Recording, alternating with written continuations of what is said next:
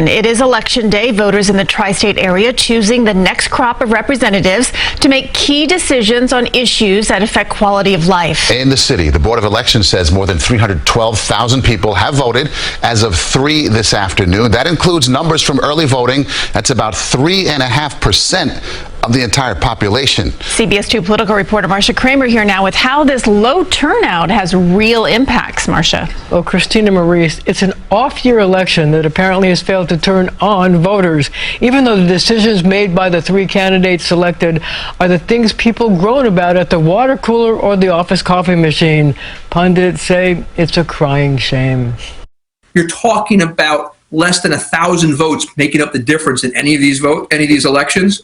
Less than 100, frankly, in some. Political expert O'Brien Murray lamenting that turnout so far in New York City, as you can see here at this West Side polling place, has been lackluster, even though voters are selecting the 51 city council members who will make decisions about taxes, public safety, education, and the homeless, to name just a few. In New York, as election results have shown, it's a daunting task to get people to vote. You're asking somebody to say, take time away from your job, your family, your personal life, and whatever else you want to do with your free time. Go to the polls and vote. Turnout will affect a number of hotly contested races, including the so-called Asian Opportunity seat, District 47 in Brooklyn. I believe a lot of people are going to come, but how many, it's hard to say. Hopefully they will come out to vote, and I expect they will come out to vote too. Also running on the conservative line, the only non-Asian in the race, Vito LaBella.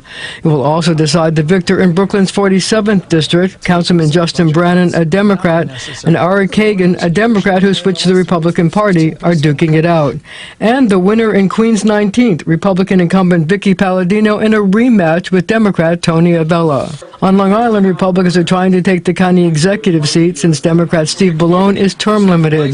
Brookhaven Town Supervisor Ed Romaine, the Republican, is facing Democrat David Colon, a former federal and state prosecutor and private investment manager. It's key because a Republican win could also help the freshman congressman from Long Island who were swept into office in a red wave. You have the Republicans able to unify on what their message is. The Nassau and Suffolk operations they have politically will be reinvigorated.